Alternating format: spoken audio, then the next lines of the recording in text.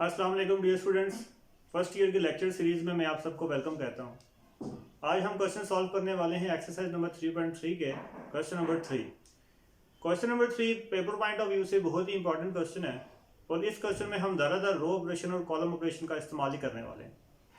तो I hope कि इससे प्रीवियस लेक्चर में आपने रो ऑपरेशन और कॉलम ऑपरेशन बहुत ही अच्छे तरीके से अंडरस्टैंड किया होगा और उसकी काफ़ी प्रैक्टिस की होगी, क्योंकि क्वेश्चन नंबर 3 में हम ज़्यादातर यही कोशिश करेंगे कि रो और ऑपरेशन के जरिए ही उसे सॉल्व करें। तो चलते हैं बोर्ड की तरफ और क्वेश्चन नंबर 3 सॉल्व करते हैं, जिसकी स्टेटमेंट है शो डैट। आपने शो करना है, मतलब लेफ्ट हैंड साइड को राइट हैंड साइड के इक्वल शो करना है। यहाँ पे एक बात मैं वाज़ह करता चलूँ कि यहाँ पे उसने कोई भी रिस्ट्रिक्शन नहीं लगाई। अब रिस्ट्रिक्शन नहीं लगाई तो इसका मतलब ये हुआ कि आप एक्सपेंड भी कर सकते हैं, आप रो ऑपरेशन भी लगा सकते हैं और आप कॉलम ऑपरेशन भी लगा सकते हैं। आप तीनों में से जो मर्जी ऑपरेशन लगाए, आपका मेथडोलॉजी ठीक होगी, बस आपने उससे अपना रिजल्ट वाज़ह करना। तो सॉल्व करते हैं। पार्ट नंबर 2 से मैं स्टार्ट कर रहा हूं। Question number 3 part number 2 which is 2 3 2 3 9 15 and 0 6 1। जी, सबसे पहले मैंने क्या किया जी, लेफ्ट हैंड साइड ले लिया। अब लेफ्ट साइड को मैं राइट साइड के इक्वल प्रूफ करूंगा। अगर मैं देखूं तो राइट साइड पे मेरे पास लिखा हुआ है equal to 9, determinant of 212 115 and 021। तो इट्स मीन डिटर्मिनेंट के बाहर 9 आना चाहिए। तो सबसे पहले देखें जी इसके सोल्यूशन में कि हमें R2 में नजर आ रहा है कि 3 कॉमन है, तो हम सबसे पहले क्या करेंगे, taking 3 common from R2। R2 में से सबसे पहले आप क्या करेंगे, 3 को कॉमन ले लेंगे, तो ये आपके पास आ जाएगा 2 3 0। जब आपने 3 कॉमन लिया R2 में से, तो ये आपके पास आ गया 1 3 एंड 2 15 और 1। क्योंकि आपने R2 में से कॉमन लिया था 3, तो इसका क्या मतलब हुआ कि R1 और R3 जो है उसके एलिमेंट्स एज इट इज रहेंगे, सिर्फ हम R2 में से 3 को कॉमन ले रहे हैं। नाउ वी सी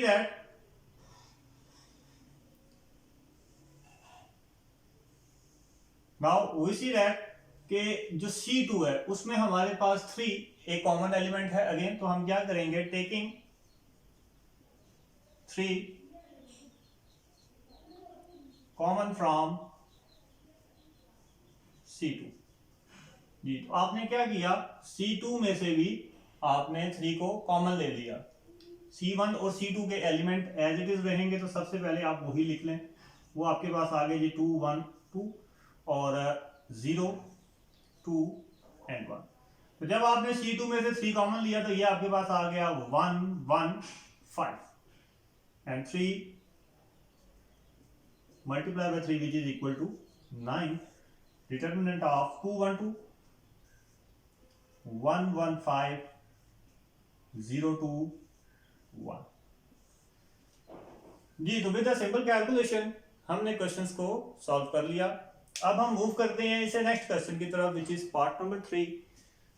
तो आप बोर्ड की तरफ ध्यान दें और देखें कि पार्ट नंबर 3 में हम रो या कॉलम ऑपरेशन किस तरह से लगा सकते हैं। पार्ट नंबर 3 है जी हमारे पास, determinant of a plus 1 a and a plus 1 and a and a plus 1। जी, अगेन मैंने इसकी लेफ्ट हैंड साइड ले ली और मैं राइट साइड के इक्वल इसे प्रूव करूंगा। इसके लिए मैं चाहे जो मर्जी मेथोडोलॉजी यूज करूं, मैं इसमें एक्सपेंशन भी कर सकता हूं, इस पे रो ऑपरेशन भी लगा सकता हूं, इस पे कॉलम ऑपरेशन भी लगा सकता हूं। जी, तो स्टूडेंट्स मुझे यहां पे नजर आ रहा है कि अगर मैं C1 C2 और C3 को आपस में ऐड कर दूं तो मेरे पास एक कॉमन एलिमेंट बन जाएगा। तो मैं यही करने वाला हूं। मैं क्या करूंगा, C1 plus C2 plus C3 के C1 में मैंने क्या ऐड कर दिया, C2 और C3 को ऐड कर दिया, और ये मुझे क्या देगा, ये मुझे देगा C1 के एलिमेंट्स। तो क्योंकि मेरे पास सिर्फ C1 के एलिमेंट आने वाले हैं, इसलिए C2 और C3 के एलिमेंट्स में कोई भी चेंजिंग नहीं आएगी, तो सबसे पहले आप क्या करें, C2 और C3 के एलिमेंट्स को लिख लें। तो A and A+1। Now A plus A which is equal to 3A plus 1, A plus A which is equal to 3A plus 1. Now A plus A which is equal to 3A plus 1. तो हमने देखा कि C1 में हमारे पास एक common element आ चुका है, तो हमारे पास जब कॉमन एलिमेंट आता है तो हम उसे क्या कर लेते हैं, उसे कॉमन ले लेते हैं। तो taking common 3A plus 1 from C1, तो आपके पास आ जाएगा 1 1 1 A plus 1 and A plus 1। इसमें हमने क्या किया है, इसमें हमने किया है taking 3A plus 1 common from C1 में से हमने इसे क्या ले लिया जी, कॉमन ले लिया है।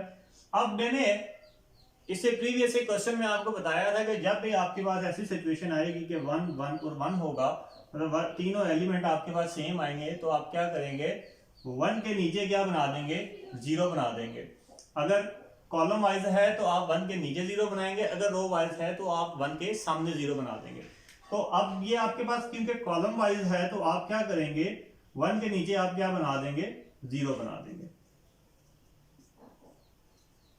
जी। तो 1 के नीचे 0 बनाने का क्या तरीका है कि आप क्या करेंगे, हाँ जी, यहां पे क्या करेंगे जी, आप करेंगे R2 minus R1 and R3 minus R1। तो ऑपरेशन सबसे पहले हम लिख लेते हैं, आप यहां पे ऑपरेशन लगाएंगे R3 minus R1 and R2 minus R1 जी। तो क्योंकि R1 में कोई भी तब्दीली नहीं आने वाली, क्योंकि ऑपरेशन हम लगा रहे हैं R3 और R2 पे, तो R1 के एलिमेंट आप एज इट इज लिख सकते हैं 1A and A। Now 1 minus 1 which is equal to 0, A plus 1 minus A, तो ये आपके पास 1 ही आने वाला है, and A minus A which is equal to 0। Again 1 minus 1 which is equal to 0, A minus A which is equal to 0, A plus 1 minus A which is equal to 0. So expanding from C1 आपके पास आ जाएगा 3A plus 1। आप expand कर दें इसे from C1, तो उसमें क्या होगा, आपके पास ये फर्स्ट रो और फर्स्ट कॉलम, इसके एलिमेंट्स आप छोड़ देंगे, सिर्फ और सिर्फ आप जो एलिमेंट्स बाकी बचेंगे फिर उनको लिख देंगे। तो ये एलिमेंट्स आपके बचे, ये आपने क्यों किया, एक्सपेंडिंग फ्रॉम C1 से आपने एक्सपेंड कर दिया। नाउ अब हमें मालूम है कि ये हमारे पास क्या है, आइडेंटिटी मैट्रिक्स है ऑफ ऑर्डर 2, तो आप इसे डायरेक्ट लिख लेंगे 3A plus 1 into identity matrix of order 2। तो यही बात हमने प्रूफ करनी थी जी। क्वेश्चन को नोट कर लें, यहाँ पे चाहें तो आप वीडियो पॉज किया करें और क्वेश्चंस को नोट कर लिया करें और उसे समझा करें। सबसे पहले मेथोडोलॉजी को समझने की कोशिश किया करें। तो चलते हैं इससे नेक्स्ट क्वेश्चन की तरफ जी। तो इससे नेक्स्ट क्वेश्चन है हमारे पास part number 4 which is 1x yz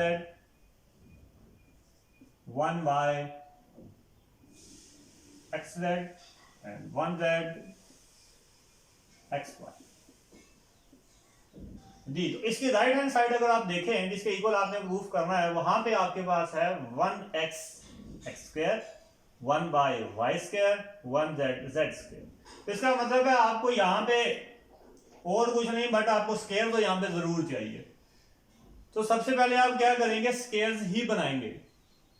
square कैसे बनेगा, अगर आप क्या करें, C1 को मल्टीप्लाई करें x के साथ, तो आपके पास यहाँ पे स्क्वायर बन सकता है। इसी तरह अगर आप C2 को मल्टीप्लाई करें y के साथ, तो आपके पास यहाँ y स्क्वायर बन सकता है। इसी तरह अगर आप C3 को मल्टीप्लाई करें z के साथ, तो आपके पास z स्क्वायर बन सकता है। बट यहाँ पे हम वही कंडीशन इस्तेमाल करेंगे जो हम नॉर्मल मैथमेटिक्स में यूज करते हैं कि अगर आप किसी एलिमेंट को मल्टीप्लाई करते हैं तो आपको डिवाइड भी करना पड़ता है साथ में। तो यहाँ पे भी ऐसा ही होगा, जब आप C1 के साथ x को मल्टीप्लाई करेंगे तो बाहर आपको x को डिवाइड भी करना पड़ेगा, इसी तरह y एंड इसी तरह z। तो ये आपके पास आ जाएगा इज इक्वल टू जी। तो यहां मैं आपके पास क्या करने वाला हूं, multiply C1 by x, C2 by y and C3 by z।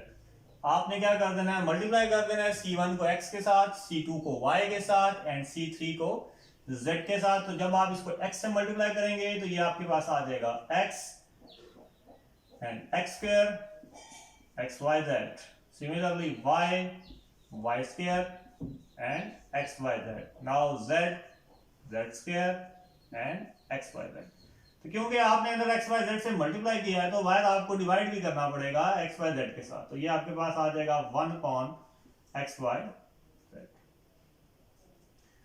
Now अब हमें यहां पे नजर आ रहा है कि ये जो x y z है R3 में ये कॉमन एलिमेंट है। तो हम यहां पे क्या करेंगे, इस x y z को कॉमन ले लेंगे।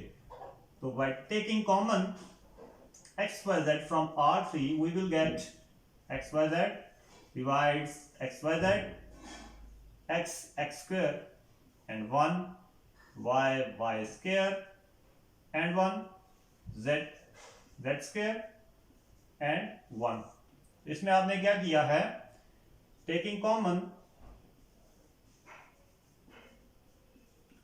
x y z from R3, आपने R3 से x y z को कॉमन ले लिया। x y z और x y z आपस में क्या हो जाएंगे जी, कैंसिल हो जाएंगे, और कैंसिल होने के बाद उसे लिखने की जरूरत नहीं है। नाउ अब देखें हमारे पास शो तो वो हो चुका है, सिर्फ तरतीब सही नहीं है। तो हमने डिटर्मिनेंट्स की प्रॉपर्टीज को पढ़ा था और उसमें मैंने आपको ये बात बताई थी कि अगर आप दो रोज या दो कॉलम्स को आपस में इंटरचेंज करते हैं तो बाहर आपको उसका साइन चेंज करना पड़ता है। मतलब अगर डिटर्मिनेंट आपके पास पॉजिटिव में है तो आपको वो नेगेटिव में लिखना पड़ेगा, और अगर नेगेटिव में है तो आप उसको उसे पॉजिटिव में लिखना पड़ेगा। तो अब हम यहां पे सिर्फ इंटरचेंज ही करने वाले हैं। सबसे पहले देखें हमारे पास प्रूफ में R3 जो है वो R1 की जगह पे है। तो आप क्या करेंगे, इंटरचेंज R3 बाय R1। सो आपके पास आ जाएगा 1 1 and 1 x square y square z square and x y z। Simply interchange कर दिया। तो जब आप इंटरचेंज करेंगे तो बाहर आपके पास डिटर्मिनेंट क्या आ जाएगा, माइनस आ जाएगा। -1 लिख लें या सिर्फ और सिर्फ माइनस लिख लें, कोई मसला नहीं है। अभी भी हमारे पास जो शो हमें करना है राइट हैंड साइड के इक्वल, अभी भी वो हमारे पास नहीं आया, क्योंकि हमारे पास यहाँ पे R3 की जगह पे R2 है और R2 की जगह पे R3 है। तो हम क्या करेंगे, इंटरचेंज कर देंगे हम यहाँ पे इंटरचेंज कर देंगे किस किस को, interchange R2 bye R3। R3 से इंटरचेंज करेंगे तो ये आपके पास आ जाएगा 1 1 and 1 x y z x square y square and z square. तो आप माइनस को और माइनस को आपस में मल्टीप्लाई करेंगे तो वो आपके पास प्लस हो जाएगा जी। तो पार्ट नंबर 4 भी हमने शो कर लिया। अब हम मूव करते हैं पार्ट नंबर 7 की तरफ।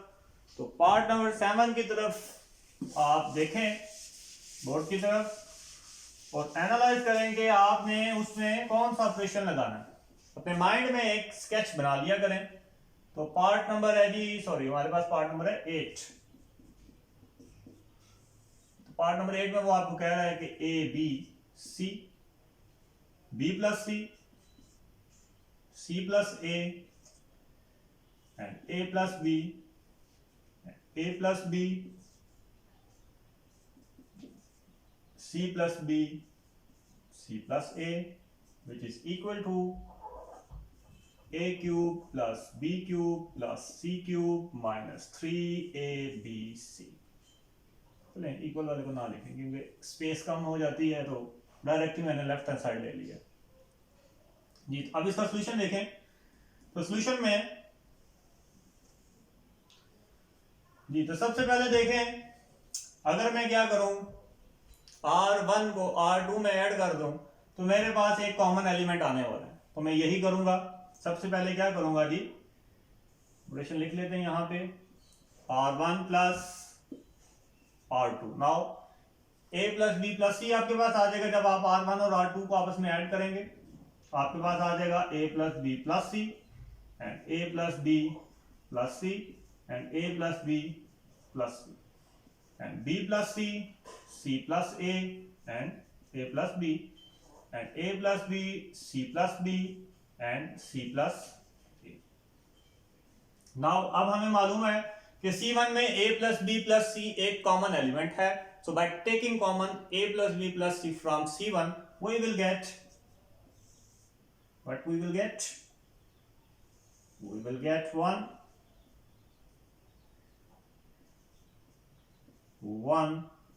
and 1, B plus C, C plus A and A plus B, A plus B, C plus B and C plus A। इसमें हमने क्या किया, taking common, taking A plus B plus C common from C1। तो जी जब आपने common ले लिया तो इसका अगला पॉइंट आपको मालूम है, वो पॉइंट क्या है कि आपने 1 के नीचे क्या करना होता है जी, जीरोस बनाने होते हैं। तो अब आप क्या करेंगे, जीरो बनाने के लिए आपने एक ही ऑपरेशन पढ़ा है which is R2 minus R1 and R3 minus R1। So R1 के एलिमेंट्स में कोई भी चेंजिंग नहीं आने वाली क्योंकि उस पर तो ऑपरेशन लग नहीं रहा। तो ए आप एलिमेंट एज इट इज लिख लें, 1 minus 1 which is equal to 0, C plus A, ये मैं यहां पे सॉल्व कर लेता हूं, it's complicated, C plus A minus B minus C, तो C और C आपस में कैंसिल हो जाएगा तो ये आपके पास आ जाएगा A minus B and now C plus B minus A minus B, ये कैंसिल हो गया तो आपके पास आ जाएगा C minus A. Now 1 minus 1 which is equal to 0 and A plus B minus B minus C, ये कैंसिल हो जाएगा and which is equal to A minus C. Now C plus A minus A and minus B cancel हो जाएगा तो आपके पास क्या आ जाएगा, C minus B आपके पास आ जाएगा। नाउ इससे नेक्स्ट स्टेप आपको मालूम है हम क्या करते हैं, एक्सपेंडिंग फ्रॉम C1। तो जब आप एक्सपेंड करेंगे,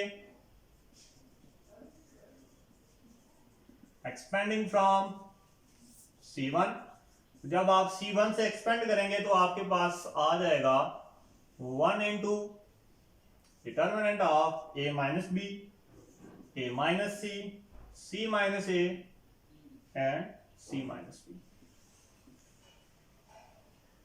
जी हमने यहाँ पे कॉमन भी लिया था ना जी, कुछ यहाँ कॉमन लिया था, वो था A plus B plus C and यहाँ पे आपके पास आ जाएगा A plus B plus C into 1 and 10 determinant. जी तो इससे आगे आप क्या करेंगे, उसी तरह से जिस तरह से सॉल्व करते हैं 2 प्लस 2 डिटर्मिनेंट को, इससे नेक्स्ट आपने 2 प्लस 2 डिटर्मिनेंट लगा के इसे सॉल्व आउट कर लेना है और यकीनन वो आपके राइट साइड के इक्वल आ जाएगा। जी तो मूव करते हैं इसे नेक्स्ट क्वेश्चन की तरफ विच इज पार्ट नंबर 9। तो पार्ट नंबर 9 की तरफ बोर्ड पे देखें और अपने माइंड में एक स्केचिंग करें कि इस पे रो और कॉलम ऑपरेशन किस तरह से आप लगा सकते हैं। तो पार्ट नंबर 9 है जी हमारे पास, इसकी मैं लेफ्ट हैंड साइड ले रहा हूं which is A plus lambda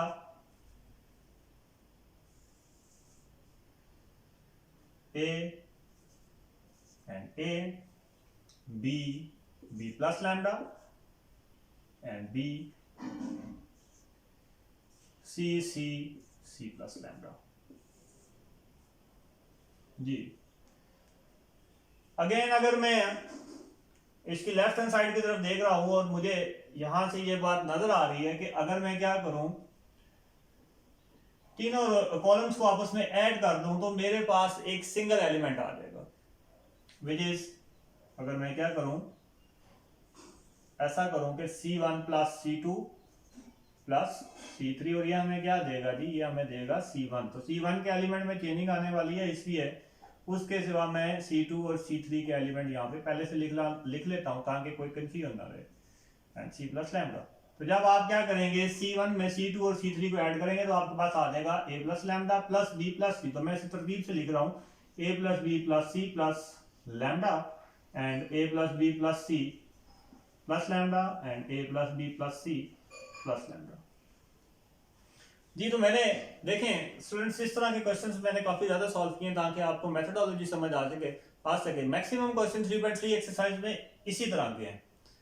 तो अगर आप ये मेथोडोलॉजी सीख जाते हैं कि जिसमें हम क्या कर रहे हैं, सबसे पहले तीनों कॉलम्स को आपस में ऐड कर रहे हैं, उसके बाद हमें एक कॉमन एलिमेंट मिल जाएगा C1 में। उस कॉमन एलिमेंट को आपने C1 से कॉमन ले लेना है। कॉमन लेने के बाद आपके पास आ जाएगा 1 1 1 कॉलम में, और जब आपके पास कॉलम में सेम एलिमेंट आ जाता है तो आप क्या करते हैं, उसे आप जीरो बनाते हैं उसके नीचे। उस कॉलम में आप क्या करते हैं, 1 के नीचे 0 बनाते हैं, and then expanding from C1 तो आपके पास रिक्वायर्ड आंसर आ जाता है। तो यहां पे भी हम वही करेंगे, हमने वही किया सेम टू सेम। अब आप क्या कर सकते हैं, कॉमन ले सकते हैं A plus B plus C lambda. तो आपके पास आ जाएगा 1 1 1 B plus lambda and B C and C plus lambda. आपने इसमें से क्या ले लिया जी, कॉमन ले लिया। किसको, A plus B plus C plus lambda को। नाउ अभी से नेक्स्ट प्रोसेस आपके पास क्या है, आपने क्या करना है, यहां पे लिख लें जी, taking A plus B plus C plus lambda common from C1। अब इससे नेक्स्ट आपको मालूम है कि आप क्या करते हैं,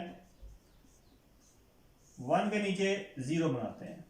तो 1 के नीचे 0 बनाने के लिए आप क्या करते हैं, हम वही ऑपरेशंस जो प्रीवियसली यूज करते हुए आए हैं, वो ऑपरेशंस क्या हैं, R2 minus R1 and R3 minus R1। क्योंकि R1 ऑपरेशंस में शामिल नहीं है तो आपके पास R1 के एलिमेंट एज इट इज आ जाएंगे। तो 1 minus 1 which is equal to 0, B plus lambda minus B which is equal to 0, sorry B lambda, and C minus C which is equal to 0, 1 minus 1 which is equal to 0, B minus B which is equal to 0, and C plus lambda minus C which is equal to lambda. Now expanding from C1, जब आप expand करेंगे C1 से तो आपके पास आ जाएगा A plus B plus C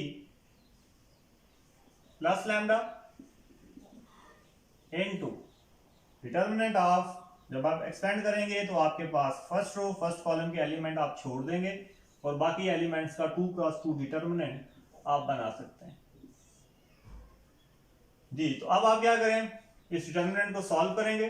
तो सॉल्व करने के बाद ये आपके पास आ जाएगा A plus B plus C plus lambda into lambda multiply by lambda which is equal to lambda square.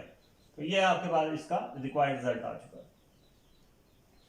Now move करते हैं इसे नेक्स्ट क्वेश्चन की तरफ।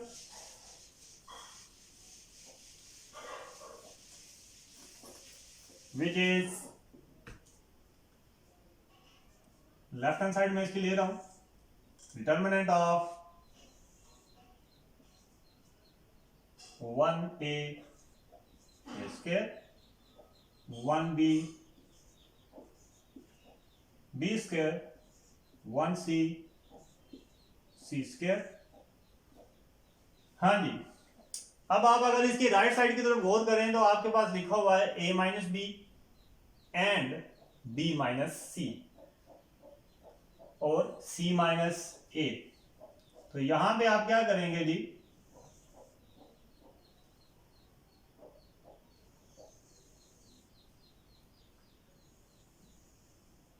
हाँ जी, अब यहां पे अगर आप क्या करें,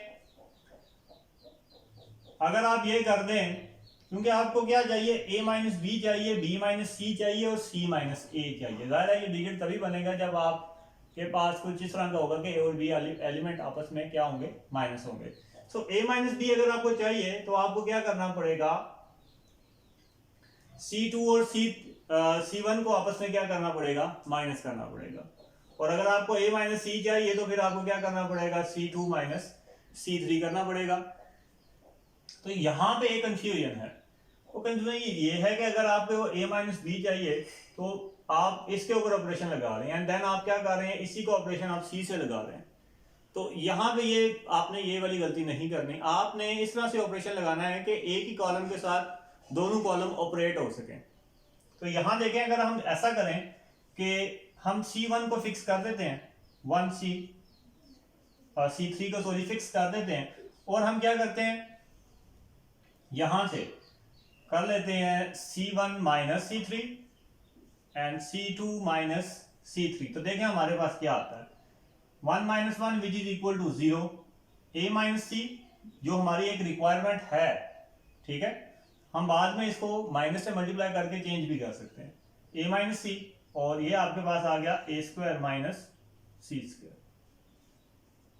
now 1 minus 1 which is equal to 0, b minus c which is also our requirement, and b square minus c square.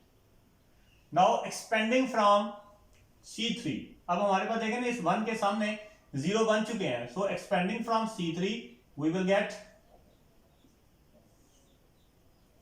a minus c and a square minus c square, b minus c and b square minus c square. So expanding from C3 जी। तो students इससे आगे आपने इसे खुद ही expand करना है, आपको मालूम है कि 2+2 के डिटर्मिनेंट को आप किस तरह से सॉल्व आउट कर सकते हैं। तो इससे नेक्स्ट क्वेश्चन आपने ये खुद ही सॉल्व करना है, इससे आगे आप इसे एक्सपेंड करने की कोशिश करें, और कोशिश करने के बाद आपने मुझे ईमेल में अपने सॉल्यूशंस को सेंड करना है ताकि मैं उसे देख सकूं। तो स्टूडेंट्स आई होप कि क्वेश्चन नंबर 3 आपको अच्छे तरीके से समझ आ गया होगा। इसके रिलेटेड कोई भी क्यूरी हो तो आप मुझे ईमेल में बता सकते हैं, तो हम इसके ऊपर दोबारा से इसको रिव्यू भी कर सकते हैं। अल्लाह हाफिज़ and have a nice day.